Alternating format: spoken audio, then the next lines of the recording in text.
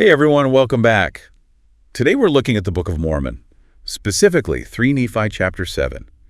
It details a period of intense change and upheaval, societal meltdown amongst the Nephites. Yeah, a real societal meltdown. Things really start to unravel, don't they? They do. After the murder of the chief judge. Yeah, in the year 30. In the year 30. And it came to pass in the commencement of the 30th year, the people having been delivered up for the space of a long time, to be smitten and to be afflicted by the hand of the Lord, having many times been surrendered up by the hand of their enemies. Verse 1. It really sets the stage. It does. For what's to come. A time of chaos. Brutal chaos. The government falls apart. Utter chaos. And people start clinging to family. Yeah. Forming tribes. Tribes, each with its own leader. Each with its own leader. Yeah. And they did have their leaders and their judges. Yea, every tribe did appoint a man as their leader, which led and governed his tribe according to the counsel which they received from the mouth of God. Verse 4. It feels very every man for himself. It does. Almost like our own society. Yeah. Just fractured. And this is where someone like Jacob emerges. Right. He recognizes the opportunity to seize power during this instability.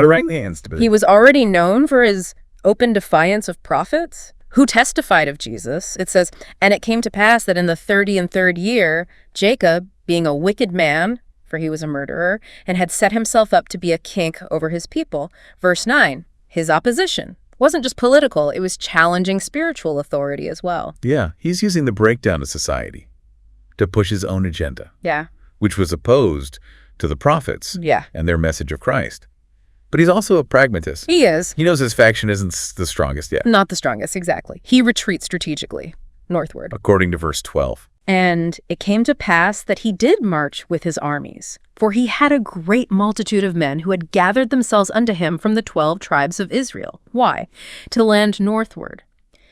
And it came to pass that he did gather together his people, yea, all his people, whether it were wicked or righteous. For he hearkened unto the words of his brother Laconius, and did spare the people, and did march with his whole people northward, gathering more dissenters. To build up his strength for a future power grab. So while he's doing that, what's happening with the remaining tribes? Well, they managed a fragile peace treaty, but verse 14 tells us, and there were some who died with fevers, which at some seasons of the year were very frequent in the land, but not so much so with fevers, because of the excellent qualities of many plants and roots which God had prepared to remove the cause of diseases, to which men were subject by the nature of the climate. So a tense peace. Yeah. Built more on convenience than genuine unity. Yes. And their hearts are still far from God. Very far.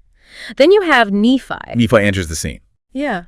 A prophet who has seen angels, witnessed the depths of the people's wickedness, and he doesn't shy away from calling them to repentance. Oh, that takes a certain strength of character. I mean, to stand up in that kind of environment and preach faith in Jesus Christ, especially when it seems like things are falling apart. Yeah. It's more than preaching, though. More than preaching. He's actively performing miracles. Performing miracles. Casting out devils, healing the sick. There's even that moment in verse 19 where he raises his brother from the dead. After he's been stoned by those who rejected his message. It says, and it came to pass that the people did cry unto the Lord their God for the space of 2 days. And it came to pass that Nephi did cry unto the Lord, saying, O Lord, do not suffer that my brother shall die. And it came to pass that when he had said these words, behold, the brother of Nephi, who was called Timothy, arose again from the dead. It's hard to imagine witnessing something like that. And it's still rejecting the message. I mean, you're seeing proof of God's power right there in front of you. Yeah. It makes you think about what would cause people to harden their hearts. To harden their hearts. To that degree. Yeah. And the text describes their reaction. Verse 20 says, and it came to pass that from this time forth there were some who believed on the words of Nephi, and some also who believed because of the testimony of their brethren who had been restored from death. Nevertheless, the people did still remain in wickedness, notwithstanding these great miracles and signs which had been shown unto them. And they did seek to slay Nephi, and also those who believed on his words. They are literally rejecting the divine right before their eyes. Rejecting the divine. But even in all that darkness, there are those who choose to believe. There are those who believe. That's what strikes me, that even in the face of widespread wickedness, that those who did embrace faith in Jesus, they became powerful witnesses. Yeah, they didn't just accept the message. They didn't just passively. They went out and testified of God's power working through Nephi. It emphasizes the personal transformation. That comes with genuine faith and repentance. And it seems like Nephi's ministry continued for years. Oh, yeah. He didn't just preach once and move on. He kept urging repentance. Through the 32nd and into the 33rd year. It's amazing. It makes you wonder where he got the strength to keep going when so many people rejected him. Well, he'd had direct encounters with angels. And heard the voice of God. I mean, that kind of experience would definitely fuel anyone's passion and sense of purpose. Oh, absolutely. And when you look at how he describes the path to change, it's very specific. Verse 24 says, "And there were none who were brought unto repentance who were not baptized with water."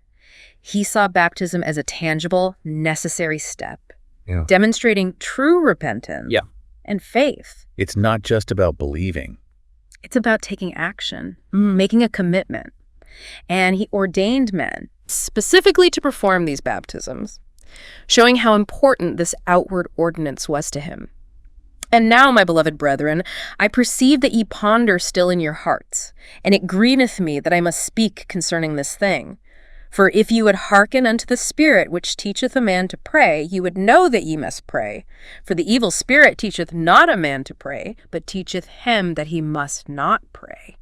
Verse 23. And people were responding. At least to some degree. Verse 26 mentions that many were baptized at the start of the 33rd year. So while wickedness was prevalent, there's this sense of hope. A glimmer of light. A glimmer of light in the darkness. And that's a message that resonates with us today. Even when we're surrounded by negativity, turmoil, faith can flourish. It can inspire real change, and it starts with each of us, with our individual choices. What does it truly mean to have faith? Is it just about believing in something? Or is it about aligning your actions with your beliefs when it's difficult? That's a really good question. When it's difficult. To ponder as we continue exploring 3 Nephi 7, what do you think, listeners? How does Nephi's example resonate with your own experiences of faith? It's inspiring, isn't it? What's that? Well, Nephi, he's not just talking about repentance. No. He's living it. Doesn't get discouraged even when the results seem small. Right. I find that really inspiring. I think it's easy to get caught up in the numbers, how many people are converting or changing. But Nephi's journey reminds us that true faith, it's about the individual. Drawing closer to God, it doesn't depend on what others are doing or what's happening around you. Right, like those who were healed or freed from demonic influence. Exactly. They didn't just passively receive miracles. They became active witnesses, validating Nephi's message through their transformed lives. Which brings us to a crucial question. Right. What does it truly mean? What does it mean? To have faith. Is it just about believing in something? Or is it about aligning your actions with your beliefs? Aligning your actions. Even when it's hard. Even when it's hard. Even when you're surrounded by doubt and opposition. I mean, Nephi could have easily given up. Easily. He faced constant rejection. Rejection. Even violence. But he kept going. He kept testifying. Performing miracles. Because his faith wasn't just a concept. Right. It was a driving force. Exactly. And that's where the real power lies.